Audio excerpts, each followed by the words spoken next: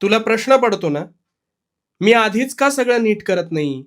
का एवढं दुःख तुझ्या वाट्याला येतं? आज तुझे सगळे प्रश्न सोडवतो बघ. खऱ्या गोष्टींची किंमत ही परिस्थितीशी झगडूनच कळत असते. नियतीचा, या सृष्टीचा आणि माझा एक नियम कायम लक्षात ठेव. योग्य समयी सगळं योग्य होईलच, तोवर तुझी परीक्षा असते. शेतकरी धान्य पिकवतो त्याआधी त्याला जमीन नांगरावी लागते, त्यात बियाणं पेरावं लागतं, खत पाणी घालावं लागतं आणि प्रचंड घाम गाळल्यानंतर त्याच्या हाती पिकाचे मोती लागतात. कष्टाशिवाय या सृष्टीवर कोणालाच काही मिळालं नाही आणि मिळणार पण नाही, कारण हा माझ्या नियतीचा नियम आहे. अगदी खेळाडू असो, कलावंत असो, व्यावसायिक असो, सगळ्यांना कष्टाचा घाम हा गाळावा लागतोच आणि ह्या परिश्रमातूनच मोती फुलतात. हे परिश्रम घेत असताना जो माझ्या सगळ्या कसोट्या न थांबता अविरत झगडून पार करतो ना, तेव्हाच त्याला अपेक्षित सुवर्ण क्षण गवसतो.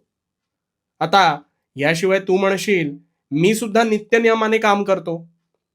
तू काम करतोस हे आवड म्हणून का निव्वळ द्रव्यासाठी काम करतोस, हा इथे खरा प्रश्न आहे. काम करत असताना तुला सगळे दिवस जर सारखे वाटत असतील, त्या कामात, तिथे कष्ट करण्यात तुला जर हर्ष मिळत असेल, तरच तू योग्य दिशेने काम करतोस. आता तू जे काही काम करत असशील ना, ते मन लावून कर, प्रामाणिकपणे कर. त्यात तू शिखर गाठण्यासाठी पुन्हा पुन्हा पडशील, पण प्रत्येक वेळेस निधड्या छातीने उठून उभा राहा आणि पुन्हा एकदा त्याच उत्साहाने प्रयत्न कर. ह्या कसोटीवर खरा उतरलास ना, की तुला अपेक्षित मार्ग दिसेल. आता तू म्हणशील, काही लोक अर्धवट वाटेने चालतात आणि प्रचंड पैसा आणि ऐशोआरामी जीवन जगतात.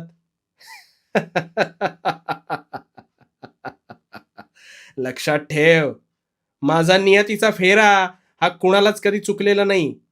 त्यामुळे तू फक्त प्रामाणिक राहा. वेळेआधी आणि वेळेनंतर कधीच कोणाला काही मिळालं नाही आणि मिळणार सुद्धा नाही. सगळ्यांना न्याय समान आहे. म्हणून भिवू नकोस. उठ, उठ, पुन्हा एकदा उठून उभा राहा. मी तुझ्या पाठीशी आहे. भिवू नकोस. मी तुझ्या पाठीशी आहे.